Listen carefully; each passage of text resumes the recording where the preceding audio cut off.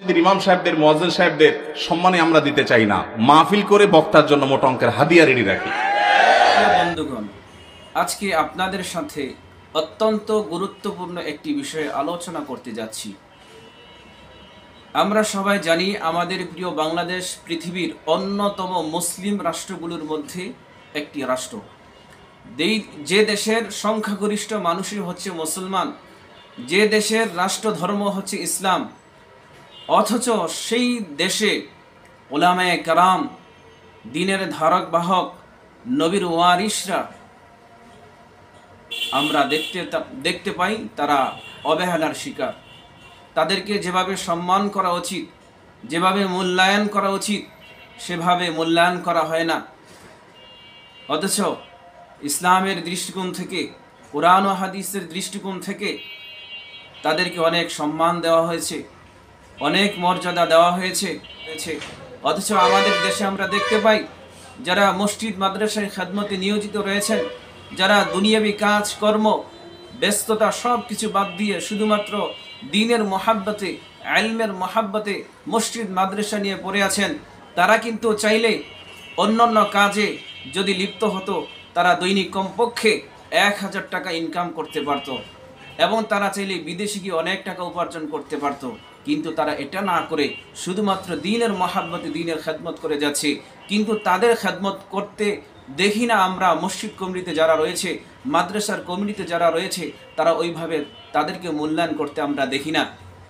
এই বিষয়ে অত্যন্ত গুরুত্বপূর্ণ আলোচনা করেছেন আমাদের দেশের অন্যতম ইসলামী চিন্তাবিদ, আমাদের সবার প্রিয় ব্যক্তিত্ব হযরত শেখ আহমদুল্লাহ হাফিজাহুল্লাহ। চলুন দেখে আসি উনি কি বলেছেন। ঢাকা শহরের কাজের বুয়ারাও মাসে 10,000 15,000 টাকা কামাই করে।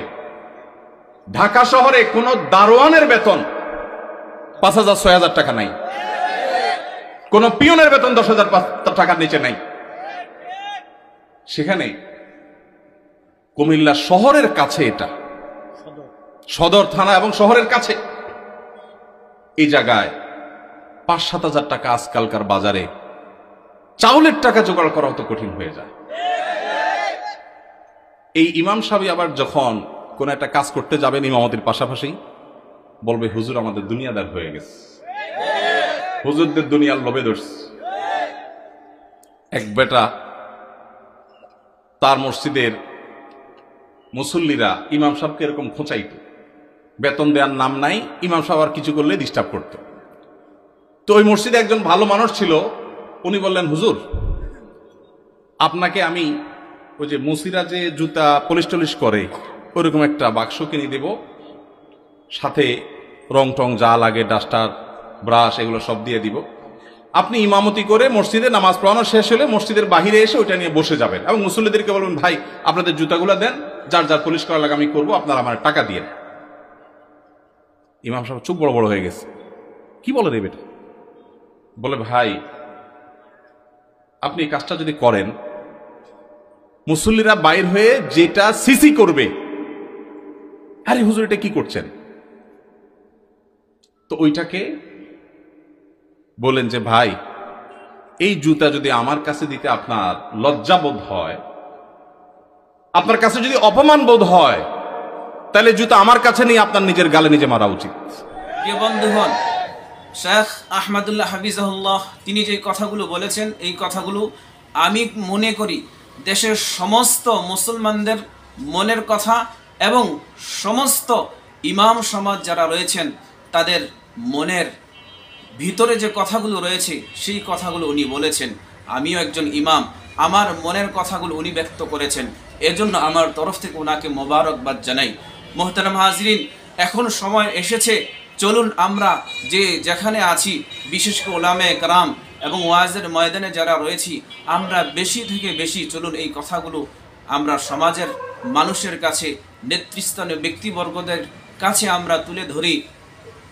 মোহতারাম হাজরিন, আমরা যদি উলামায়ে কেরামকে সঠিকভাবে মূল্যায়ন না করি, তাহলে একসময় আমরা দেখব যে মানুষ দিন থেকে সরে যাচ্ছে, দিনের খেদমত করতে কাউকে খুঁজে পাওয়া যাবে না, ইমাম পাওয়া যাবে না, মুয়াজ্জিন পাওয়া যাবে না, মাদ্রাসার উস্তাদ পাওয়া যাবে না।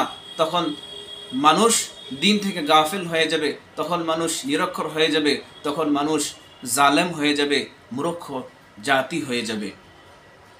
তো আমরা দেখতে পাই প্রতিনিয়ত ইমাম মুয়াজ্জিন যারা রয়েছে, মাদ্রাসার উস্তাদ যারা রয়েছে, তাদেরকে ইমাম মুয়াজ্জিন হিসাবে, আলেম হিসাবে তো মূল্যায়ন করাই হয় না।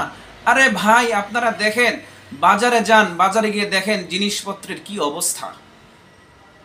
আপনি বাজারে যান, আপনার কাছ থেকে যে মূল্যে টাকা নেওয়া হয়, যে মূল্য নেওয়া হয় ওলামায়ে কেরামের কাছ থেকে, সেই মূল্যই নেওয়া হয়।